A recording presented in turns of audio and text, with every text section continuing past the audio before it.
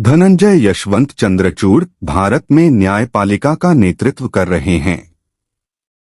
11 नवंबर 1959 को जन्मे धनंजय यशवंत चंद्रचूड़ एक प्रमुख भारतीय न्यायविद हैं, जो वर्तमान में भारत के 50वें मुख्य न्यायाधीश के रूप में कार्यरत हैं। वह नवंबर 2022 से इस पद पर हैं।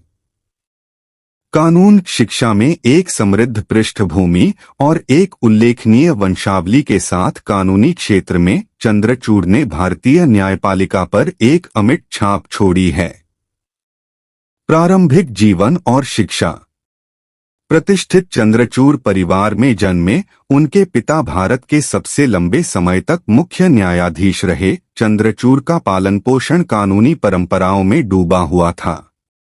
उनकी शैक्षणिक यात्रा उन्हें दिल्ली विश्वविद्यालय और हार्वर्ड विश्वविद्यालय जैसे प्रतिष्ठित संस्थानों में ले गई, जहां उन्होंने कानून में अपनी विशेषज्ञता को निखारा।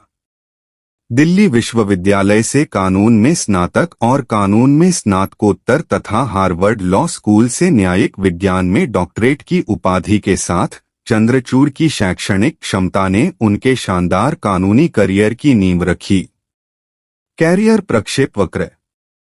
चंद्रचूड़ के करियर पथ ने उन्हें सुलिवन एंड क्रॉमवेल और बॉम्बे हाई कोर्ट में कानून का अभ्यास करने सहित विभिन्न भूमिकाओं में काम करते हुए देखा। उन्हें बॉम्बे हाई कोर्ट द्वारा एक वरिष्ठ वकील के रूप में नामित किया गया था और न्यायाधीश के रूप में नियुक्ति से पहले उन्होंने भारत के अतिरिक्त सॉलिसिटर जनरल के रूप में कार्य किया था।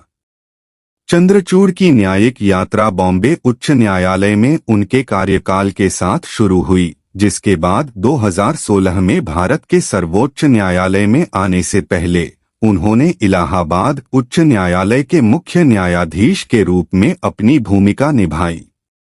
ऐतिहासिक फैसले। अपने पूरे कार्यकाल के दौरान चंद्रचूड़ ने ऐतिहासिक निर्णय देने में महत्वपूर्ण भूमिका निभाई है, जिन्होंने भारतीय न्यायशास्त्र को आकार दिया है।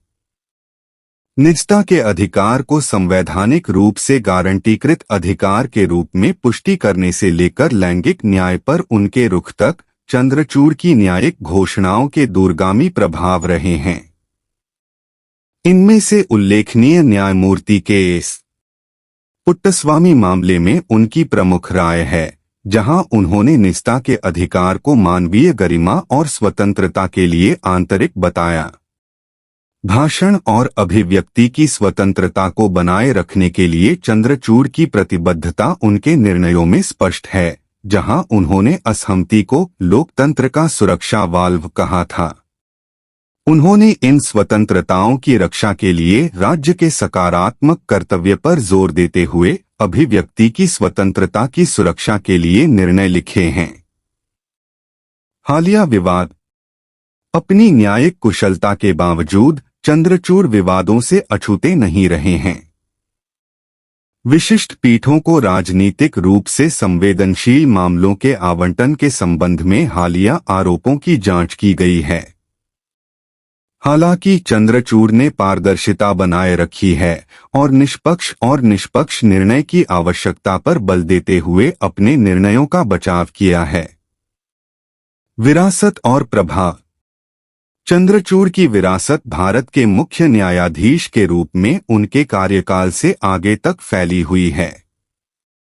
संवैधानिक कानून, मानवाधिकार और लैंगिक न्याय में उनके योगदान ने भारतीय कानूनी परिदृश्य पर एक अमिट छाप छोड़ी है। दुनिया भर के प्रसिद्ध विश्वविद्यालयों में विजिटिंग प्रोफेसर के रूप में चंद्रचूड़ कानूनी विद्वानों की भावी पीढ़ियों को प्रेरित करते रहेंगे।